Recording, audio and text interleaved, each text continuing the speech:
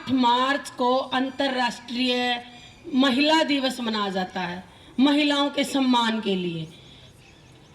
यानी हम औरतों पर, लड़कियों पर इतनी वर्जनाएं लगा दी गई हैं जो बचपन में ही, पैदा होते ही दूध में घुट्टी की तरह से पिला दी जाती है।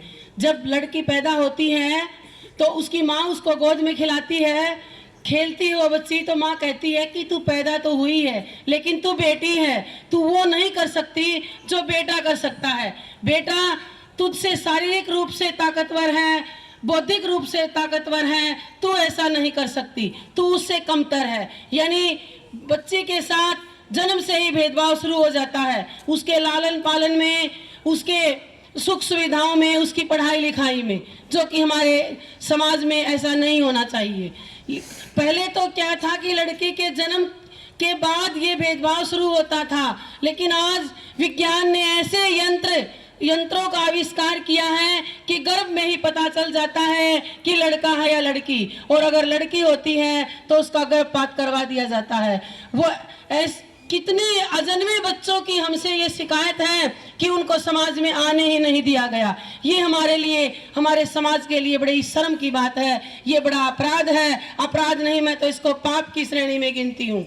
लेकिन जो भारत वर्ष में 2 बार नवरात्र मनाता है और नवरात्र के समापन पर 9वें दिन कन्या पूजन किया जाता है, पहले दिन कन्याओं को न्योता दिया जाता है और उस दिन उनको बुला करके उनके चरण धोए जाते हैं, उनके माथे पर तिलक लगाया जाता है, अच्छा भोजन परोसा जाता है और उसके बाद दक्षिणा दी जाती है, यानी उनका पूजन किया जाता है। ऐसे समाज में जब उसी घर परिवार में बहू को सास कहती है कि तुझे गर्भ है और तू डॉक्टर के पास जा, अगर लड़की है तो अल्ट्रासाउंड करवाओ, अगर लड़की है तो उसका गर्भपात करवाओ। प्यारे विद्यार्थियों, ये हमारे समाज के लिए बड़ा ही दर्दनाक दृश्य है। हमारे समाज में ऐसा नहीं होना चाहिए।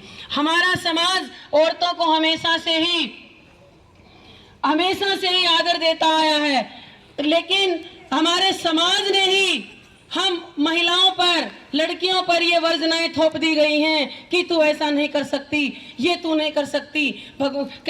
वो समाज कहता है कि भगवान ने ही औरत को कमतर बनाया है। प्यारे विद्यार्थियों, अगर भगवान ने औरत को, महिला को, लड़की को कमतर बनाया है तो भगवान कभी अन्याय नहीं करता, वह बड़ा न्यायकारी है। अगर ऐसा होता तो वो हर नर की मादा को कमजोर बनाता, जो कि ऐसा नहीं है। अगर आप शेर का अध्ययन करोगे तो आपको पता चलेगा कि शेर शिकार नहीं करता, हर रोज शेरनी शिकार करती है, अपने शावकों को, अपने बच्चों को खिलाती है और बाद में खुद खाती है, और अपने शावकों को शिकार का प्रशिक्षण भी शेर नहीं देता, शेरनी देती है। दूसरी तरफ उसी प्रकार हाथी कभी भी झुंड का नेतृत्व नहीं करता, हथीनी झुंड का नेतृत्व करती है। और परमात्मा ने उसको ये वरदान बख्शा है कि कहीं किसी प्रकार की दुर्घटना की संभावना है या उसे प्यास लगी है तो वो सूंड उठाकर ऊपर से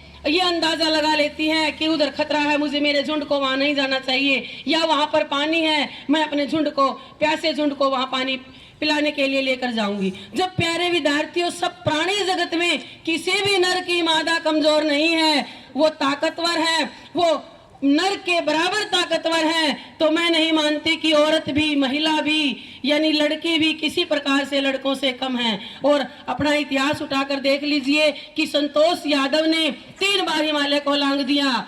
हमारी कल्पना चावला और सुनीता विलियम्स जो कि अंतरिक्ष में पहुंच गई हैं, तो कौन सा क्षेत्र बचा है जो हम महिलाओं के लिए, औरतों के लिए, यानी लड़कियों के लिए वर्जित है? हमने यही बैरियर तोड़ने हैं। हमारा समाज, अगर हम भारत के इतिहास को उठाकर देखें तो पहले देवियों की पूजा होती है, देवताओं की बाद में होती है। देवियों का नाम भी देवताओं के नाम से पहले आता है, जैसे सीताराम। आपने कभी नहीं सुना होगा कि राम सीता का मंदिर, ये सुना होगा कि सीताराम का मंदिर। दूसरा राधा कृष्ण का मंदिर।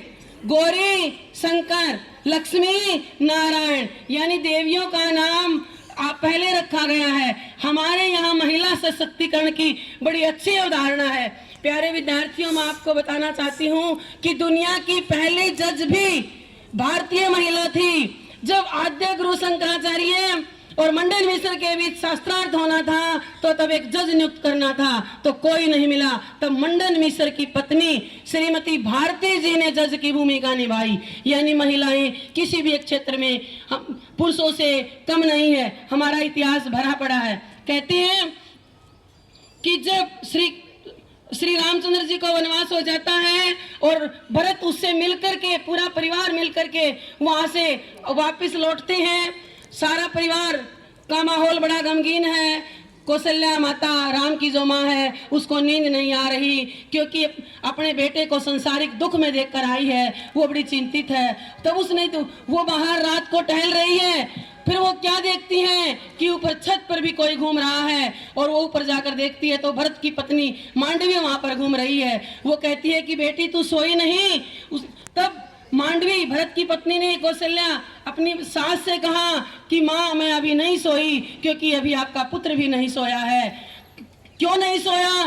तब उसने सारी बातें बताई कि भरत अब यहाँ अयोध्या में नहीं है, अयोध्या से बाहर नंदीग्राम में वो वहां पर ठहरा हुआ है। वो कहता है कि जैसा मेरा भाई 14 साल तक वनवास का दुख भोगेगा वैसा ही जीवन में यहाँ बिताऊंगा। तो वो वहां पर है। तब कौशल्या ने कहा बेटी तू जाकर सो जा। लेकिन उसने कहा माँ अभी तो उस कुटिया के अंदर दीपक जल रहा है, यानी आपका बेटा जाग रहा है, तो मैं उससे पहले कैसे सो सकती हूँ। तो प्यारे विद्यार्थियों, ऐसी थी मांडवी और ऐसा था भरत। ये दूसरी तरफ उर्मिला लक्ष्मण की पत्नी अपने पति के साथ नहीं जाती है और पूरे परिवार को संभालती है अपने पीछे से लक्ष्मण के वनवास जाने के बाद। एक और उदाहरण आपको देती हूँ। जब श्री रामचंद्र जी, सीता और लक्ष्मण ने गंगा को पार किया तो उनके पास कुछ भी नहीं था देने को उत्तरवाई का। तब हमारी सीता माँ ने क्या किया, अपनी अंगूठी, और वो अंगूठी भी प्यारे विद्यार्थियों कोई सस्ती सी अंगूठी नहीं थी क्योंकि वह राजा की पुत्रवधू थी और राजा की पत्नी थी और राजा की ही बेटी थी। तो देखो कितनी महंगी थी वो अंगूठी। और उसने कहा कहीं मेरे पति के मान सम्मान को ठेस न पहुंचे, वो उसको उतरवाई देने के लिए कहती है। लेकिन केवट ने कहा कि कोई बात नहीं, अपना हिसाब बराबर, मैंने तुमसे गंगा पार करवा दी। श्री रामचंद्र जी से कहा और तुम आगे आने वाले समय में तुम मुझे बहुत सागर को पार करवा देना, हिसाब बराबर हुआ। तो प्यारे विद्यार्थियों, कुछ कहते हैं कि ये महिला अवधारणा के विरुद्ध है, ऐसी ये महिला का अपमान है, ये महिला के अधिकारों का हनन है कि वो पुरुष का ध्यान रखती है। लेकिन ऐसा नहीं है प्यारे विद्यार्थियों। अगर एक औरत पुरुष के आगे चलती है तो वो उसकी ढाल बनती है, और वो औरत पुरुष के पीछे चलती है तो वो उसका सम्मान करती है। और अगर औरत पुरुष के बराबर चलती है तो प्यारे विद्यार्थियों जिंदगी में बाहर आती है, जिंदगी में बाहर आती है। इसीलिए हम सबको, यानी पुरुष समाज को, महिलाओं को वो आदर, वो सम्मान वो देना चाहिए। और हम औरतों ने भी जो वर्जित क्षेत्र हैं, कहते हैं कि ये महिला ऐसा नहीं कर सकती, ये लड़की ऐसा नहीं कर सकती, वो काम हमने बड़े पुरजोर तरीके से करने चाहिए, तभी ये महिला दिवस मनाने की सार्थकता है। धन्यवाद।